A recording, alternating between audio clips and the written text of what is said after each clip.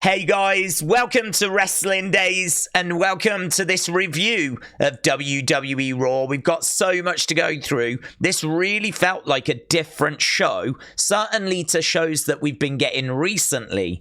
Obviously, we've been very focused on in-ring. We've been very focused on King of the Ring, Queen of the Ring. This felt like we were a lot more focused on storyline. And that actually showed itself at the start of the show when we had a lot of different stories kind of coming together, all revolving around that World Heavyweight Championship. And this ate up like the first 20 odd minutes. I think the big review of this 20 odd minutes, the overall review, is that it didn't really get anywhere. It just led to Braun versus JD McDonagh, but I still found it very interesting. I still think there was little seeds planted.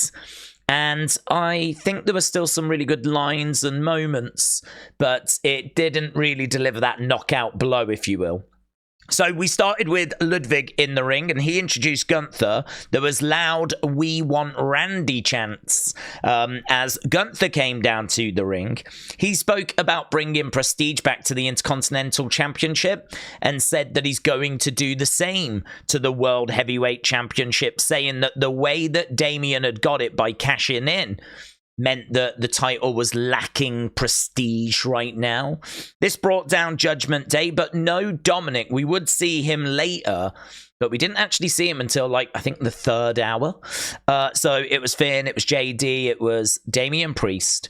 They came down, and Damian was quite clear, quite to the point. He said, "We all saw that you didn't beat Randy, how you won King of the Ring. Don't go talking to me about prestige. I just did what many other people have done with that briefcase," which was a really good point, right? A really good point. Gunther responded by saying, well, look, you can give me your spiel, your speech now, but you will address me as king. If you want to wait until after SummerSlam, then you can give me your speech, but you'll be addressing me as World Heavyweight Champion, right? Good line. And I was quite interested in this because we really felt like we were building, it was as if we were building to Damian Gunther next. Like there was no real mention of Drew. And the way they were talking, it was as if they were about to have a match. But obviously we know that's not the case. It's going to be Damian versus Drew at Clash at the Castle. But I don't know if this was not them just planting a little seed, just letting us know that Damian Gunther is the plan for SummerSlam. That's what I'm expecting, to be honest. And I know there's many people that disagree. There's many people saying you can't have Drew lose in Scotland. And I totally understand that. I do think there's a good chance, though, that CM Punk is going to cost Drew in Scotland.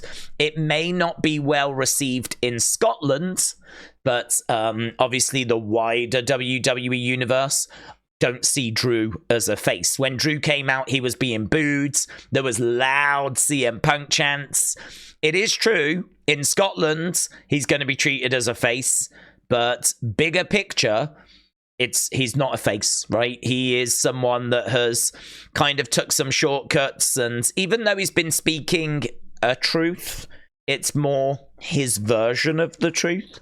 And clearly the crowd are going to be with CM Punk going forward. So I think you can have CM Punk cost Drew in Scotland. It's not going to get a good reaction in Scotland, but I think it plays well everywhere else. And then I think we've got Drew CM Punk at SummerSlam, and I think we've got Gunther versus Damian, but I am very aware that people disagree with that. It's not a hill that I'm looking to die on, to be honest. It's not like I'm adamant that's what's going to happen, but that's what I thought was going to happen, and following this, that's what I still think is going to happen, but obviously we'll have to wait and see. So a little bit of back and forth between these two. And as we said, Gunther coming back with that line. That then brought out Drew. Loud boos, CM Punk chants. And basically Gunther exited the ring at this point, just leaving Damian and Drew. And that makes sense because that is the match we've got coming up at Clash at the Castle. Like, Gunther doesn't need to be around any longer. And so Drew was like, listen, you need to start focusing on yourself. You need to start focusing on your group because Dum Dum went to Saudi and he screwed up, right? Talking about Dum Dum.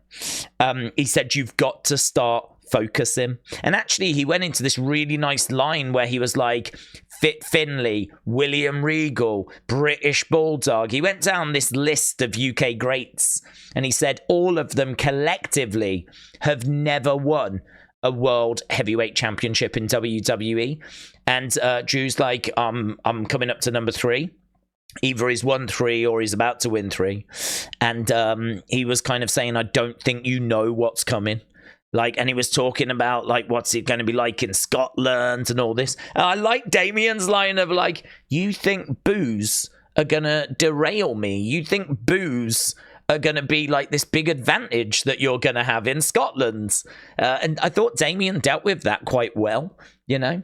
So, as I said, there was little moments here. I found it captivating. I wasn't, like, bored thinking I'm going to turn this off. I was on board with it all. But it didn't really get anywhere. Because Damian then responded by asking Drew about his wife, and he was trying to get under Drew's skin when Braun came out. Kind of felt like this thing was drifting a little bit, and so they just decided, like, let's get going with the match. So they sent Braun out. Braun made his way down to the ring. He stepped up to Damian. That was another thing I thought was interesting. It really would not surprise me if CM Punk costs Drew in Scotland. And then maybe at Money in the Bank, we do Damian versus Braun. And then at SummerSlam, we do Damian versus Gunther. Because there was a moment where Braun stepped up to Damian here. And I was like, are they planting some seeds for the future? I thought it was quite interesting. So, first match, Braun Strowman against JD McDonagh. This is where Damian went to JD, you deal with this. And JD was like, what, me? What? Are you, what? This match had already been announced, though. It was already on the preview. So I don't know why he was so surprised. But this got a 93% good rating. A win for Braun. Carlito would come down. There'd be lots of outside interference. Lots of Strowman expresses and stuff like this. It was fine. He slams JD down. Gets the pin. Gets the win. JD nails Braun after with a chair, runs away, and that would mean that Braun would be looking for JD McDonagh for the rest of the night backstage. So it did a job. I mean, I think this opening match probably could have been stronger. Like, we could have gone with a different match in this spot. But as we said, you know, it got Judgment Day out there in the open. It served a purpose. Braun was looking for JD backstage throughout the show. So it did what it needed to do. So there was Braun. There was him coming out confronting Damian. Here comes the monster. This was them competing. There's the winner. And then backstage, we had Ricochet and Ilja. And I love this line from Ilja. So we were backstage and Ricochet wanted to face Ilja. Ilja said, I fight people and break them. I don't fight broken people. And Ricochet was like, I'm good to go, basically. Adam Pearce made the match. And so that meant that we were going to Ricochet versus Ilja. It was at this point during Ilja's entrance that the QR code dropped. So obviously that was a big distraction. I can tell you that the community scored this match 96% goods. I think it was probably let down by its finish. So these two were battling away and the match was heating up, and then Bron Breakker came in and caused the DQ. So Bron Breakker interrupted, and obviously then that brought down officials. It brought down Adam Pearce. We know that Adam Pearce and Bron Breakker have not been on the same page. He was very upset at not being in the King of the Ring tournament. And so, yeah, he comes down. Bron Breakker comes down and destroys all. Here you can see Adam Pearce with Bron Breakker. And Bron Breakker just loving it. Just loving causing the carnage. Backstage, we would see Adam Pearce trying to talk to Bron. Obviously trying to find a way forward, a constructive way forward. This is when Kiana James came along. And she was like, you know, I'm waiting. I've been waiting for weeks. And Adam Pearce is like, fine, you know, let's go and deal with this out. I need a drink anyway. So he went off to have a drink, which I think even the commentators were like, can you do that? Are you allowed to drink on the job? But either way, he went off and had to deal with Kiana. It was around this time that we saw the Awesome Truth, and they had an ice cream van. I don't know why. But they had an ice cream van, and the New Day approached them for a tag title opportunity. In the background, you could see Sonya was talking to, I think Natalia. I haven't had a chance to have a look yet to see who she was chatting with, but she was chatting to someone in the distance, in the background. They didn't make any secret of it. You could clearly see that it was Sonya talking to someone. And as I said, I think it was Natalia. And then Carrion arrived, and I think Kofi was making fun of him for being so cryptic. This all basically led to a match being made between New Day and AOP. So it feels like Carrion might have been trying to recruit them. He spoke to Kofi a few weeks ago, and then he spoke to Xavier, and he was quite cryptic the past few weeks. But ultimately, they said, you know, we want a match with Authors of Pain. And so that has been made for next week. But talking of Authors of Pain, we actually had them up next taking on the Creeds. So, right, we had Sheamus. He was making his way to the ring as well. So that was coming up. And backstage, you could see Alexa. Right, or at least we think Alexa looks real close to Alexa, right? I don't know if it's in this clip, actually. Let's see if we... oh, there he is, getting jumped. So this is after he's done his promo. So it won't be in that bit, unfortunately. There was this Memorial Day, which was really nice. Obviously, they're great with the troops. Brilliant work. So we've gone to AOP against Creeds. I don't know if we've got the graphic for that. Looks like we don't have anything for AOP and Creeds here. But we did Authors of Pain versus Creeds. It was not a long match. It was 87% goods. It was AOP that picked up the victory. I can tell you that James Chadwick informed me that the finisher now is called What a Rush as a tribute to LOD, which I absolutely love that. So, James, thank you for that. This was short. Honestly, I mean, it didn't really do what it needed to do. It only got an 87% good rating, which is pretty disappointing. Then we saw Rey addressing Carlito, right? Obviously, that's setting up a match for later in the show, because Carlito attacking LWO last week. Also, we saw in the background as Sheamus was making his way for his promo, we saw JD McDonagh was talking to Liv, right? And Strowman arrived going, where is he? And JD ran off. So JD McDonagh having a chat with Liv. Very, very interesting. And it would be mentioned later in the show, which I thought was really good. This then led to Sheamus making his way to the ring. And as we said, we think we saw Alexa backstage at that moment. It's all in the latest Nightbird video over on the Wrestling Daze channel if you want to check that out.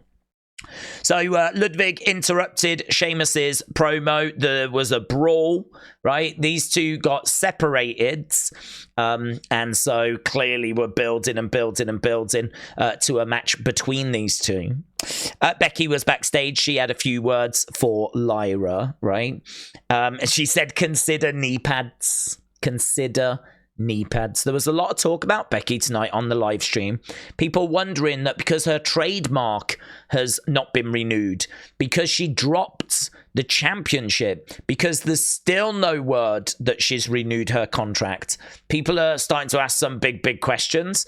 But the only thing I can tell you is that in the lead up to WrestleMania, I think she pointed out that her contract had not been renewed. And they said, are you worried about it? And she was like, no. Maybe a few years ago I would have been worried, but I know my worth now. And like, she was kind of cool, calm, and collected about it all. There is no way WWE want to lose her. No way, right? There's no way they're going to want to see her go into like AEW or something. So in my mind, she's either going for a bit so that she can be with her daughter. And there is a chance of that, shall we say. But she wasn't making those noises before WrestleMania. She wasn't saying, I'm done, I'm hanging it up. You know, there was nothing like that. I think that she would resign if the right offer was put in front of her. She might be playing hardball. WWE might be playing hardball. Someone's going to have to blink at some point, right? And I think she does resign, right? And she may have already resigned. It's just being kept on the lowdown, you know? So, right, we got that fight in backstage. Then we went to our next match. This was Lyra Valkyria taking on Kairi Sane. Not loads to this match, to be honest. Not loads. It got good 97%. So good 97% for Lyra versus Kairi Sane. It was a win for Lyra, right? A win for Lyra, which shouldn't be a surprise because they're really building Lyra up. But I don't know, Kairi is someone that I don't like seeing Kairi lose. I'm not like this Kairi stan or anything, but I just really like Kairi, and we don't really see her in singles matches all that often. And I know that technically she's in a bit of a tag team, whatever, but and I know that like building up Lyra is probably the priority. But of all the women to have Lyra get a win over, Kairi, come on. So, but that's how it went down. It was a win for Lyra, and I'm pleased about that. I'm pleased that Lyra won, but against Kairi. Right, then we were backstage. This was interesting, right? So Damian said, where have you been? And JD was like, I'm trying to stay away from Braun Strowman. And Damian was like, or are you trying to have chats with Liv? Which was brilliant. I love the fact that Damian is aware of these little conversations that are going on, right? JD said, listen, I did speak to her, but I only said to her that she wouldn't be champion for very long, right? I don't think we believe him, but that's what he claimed to say. And then Dominik arrived as well. And he said, listen, I know, I'm going to fix it. And Damian said, have you spoke to mommy? He says, yes, I've told her I'm going to fix it. And, you know, that's what I'm here to do. And I think Damian said something like, you'd better, and walked away. So that kind of set up our main event, which we already knew was Liv versus Becky inside a steel cage match. This was cool as well. I don't think anything was said. So here was Dakota. Here was Kairi. Kairi obviously lost that match. They walk into the damage control locker room. Iyo, they're kind of really positioning her as the leader of this group now. Or at least I think so. They're coming in and they're sort of answering to her, if you will. She just starts trashing the place, man. She's flipping tables over. She is absolutely wrecking the joint. So I wonder if we've got some footage of it. Here, look, she just starts chucking stuff around, kicking stuff around, storming out. Look at Kairi's expression there as she really, really kicked off. Right, then we went to our next match. This, of course, we knew was coming. Rey Mysterio against Carlito. Loads of moving parts to this thing. Loads of moving parts. This got a good 96% rating. Rey Mysterio picking up the victory. But, I mean, we would have Judgment Day coming down. We would have LWO. Like, there was so many moving parts to this. Ultimately, this has set up Damian versus Rey Mysterio. Which is a pretty good match to come out of this. So, as we said, 619s, Finn Balor getting involved. It was all kicking off in this thing. So, yeah, that was the Rey match. We spoke about Iyo trashing the dressing room. Then we had Chad speaking to Alpha Academy. He said to Otis backstage that he's given him a chance to redeem himself, a match against Big Bronson Reed. I was a bit disappointed here that we didn't see more of an angry Chad. If you think that Otis has just cost him the Intercontinental Championship, we didn't really get to see that anger, right? Instead, this was Chad saying there's a chance now for you to redeem yourself. So he put him in there with Big Bronson Reed. And these two were battling for a little bit. There wasn't really much to this match, to be honest with you. They were battling away for a little bit. And basically, it was a win for Big Bronson Reed after Chad kind of like prevented Otis from doing his worm, his caterpillar thing. That was denied by Chad. That distraction meant that Otis lost the match. And then we got to the real meat of it. Afterwards, this is when we get Chad and Otis, right? And he said, this is going to hurt you more than it's going to hurt me. He takes his belt buckle off, right? Tells Otis to go over to the ropes. And he is about to whip Otis with the belt. And he goes back like this, and Maxine stops him. So he tells Maxine to go, right? I don't know if she's been kicked out the group, but he's like, go. I don't want to see you ever again, all this kind of stuff. He says to Tozawa, what have you got to say for yourself? And Tozawa, like, hasn't, and he tells him to go as well. So he doesn't whip Otis, but Sammy comes down, and Sammy ends up getting the belts. And obviously you've got Otis that's in the ring, and Otis is like not sure what to do. He steps in the way, not allowing Sammy to get to Chad. And Sammy's like, stop! Like, if you can't listen to yourself, listen to the people, right? Is like you've gotta like see what's happening here, Otis.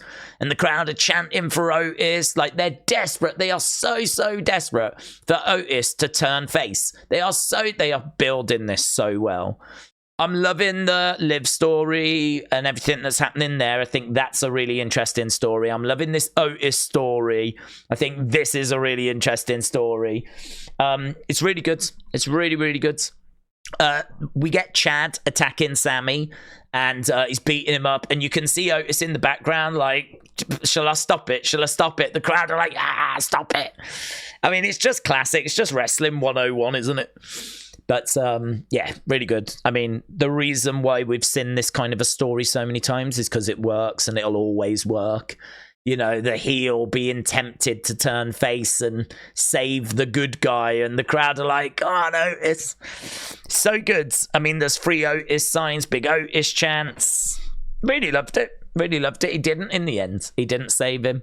But there was like plenty of moments where he's like looking at Sammy and looking at Chad, and he's just, you can see the cogs going round in his head. But he didn't.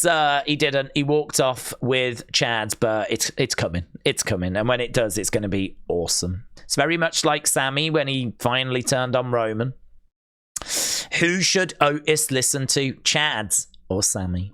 So next week, Damian Priest against Rey Mysterio. We've also got Sheamus taking on Ludwig Kaiser, and New Day taking on the Authors of Pain. Backstage, we had Shayna and Zoe.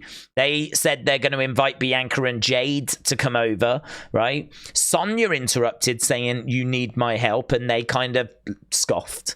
Shayna saying, I'm the longest reigning NXT Women's Champion. I'm a 3-time Women's Tag Champ. I don't need your help.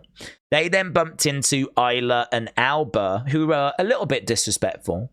And then Sonya arrived again saying, see, you're not getting the respect you deserve, right? So I don't know quite where that's heading. Like, Sonya as a manager is what it feels like. And then it was time for our main event. This was Liv versus Becky inside of a steel cage. That's a good picture, actually. Right, so Liv coming out with the championship. There was only about 15 minutes for this. Obviously, title was on the line. And there was loads of moving parts to this. Judgment Day came out. Dominik came out. Dominik opened the door, right? Becky was about to climb out when Braun came down, ran round the ring chasing after Judgment Day, knocked into Dominik. Dominik slammed the door in Becky's head. He went down. Becky was out cold. Liv exited the cage through the door. Liv retains. Liv retains. And, you know, there's a moment in the entranceway here. Look at this. Look at this. So, Liv retains. She is in the entranceway. There's Dominik down on the floor. These two stare at each other. Liv then grabs Dominik and kisses him like that. You can see Dominik just sort of not happy, no selling. I think it's because he knows he's actually married in real life and he's going to get in big trouble. He's going to get trouble in real life, and he's going to even get in trouble in storyline. This guy can't win, man.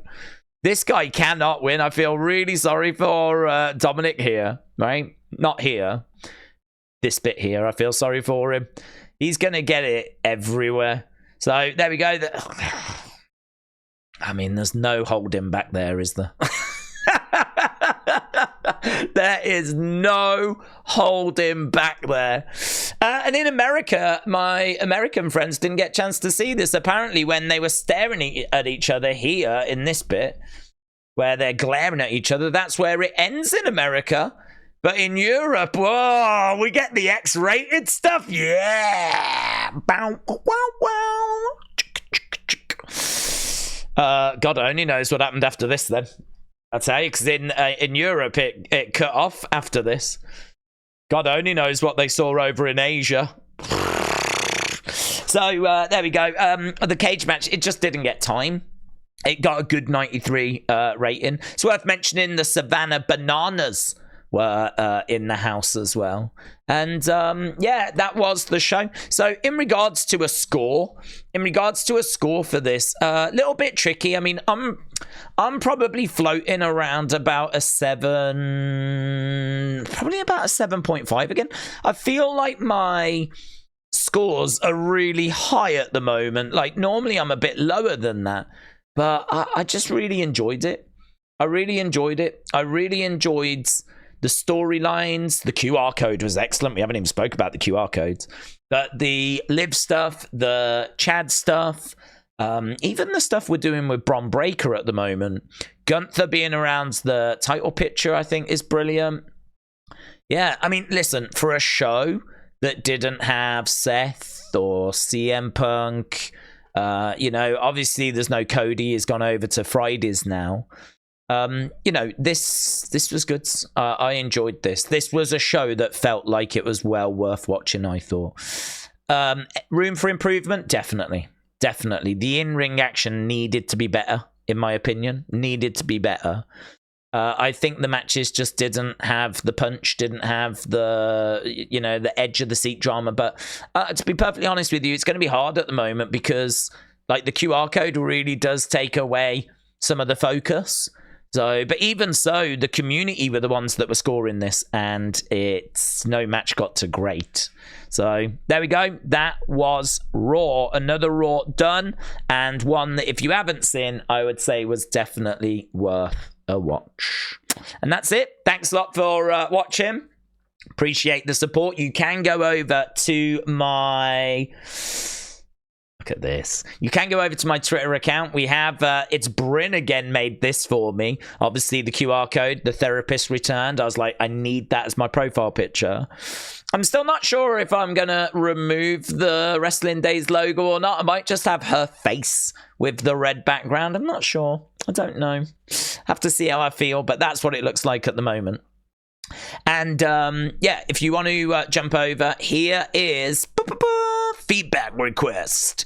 Dropped 35 minutes ago. We've had 5 responses so far.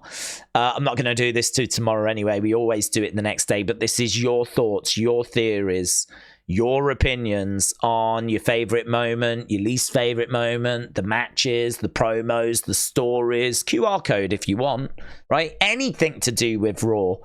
You can leave your thoughts. Just go over to the to the account, the X account at Wrestling Daze YT. This is what you're looking for, and then go down. Look at that as well from Wrestling Rian. All of the QR codes in a list. Awesome work. Do you believe that this was Alexa backstage? Huh? There she is. That's the cleanest image that I've seen. Here, look. You can see GHTT saying, honestly, I think it's Alexa. And honestly, I do as well. Looking at it, I do as well. Do you believe it was Alexa backstage? At the moment, this has been about half an hour. 60-40, yes. 60-40, yes. Feedback request. New Nightbird video. Let's go. My goal is to try and get that to 10,000 by the end of the year. That is my goal.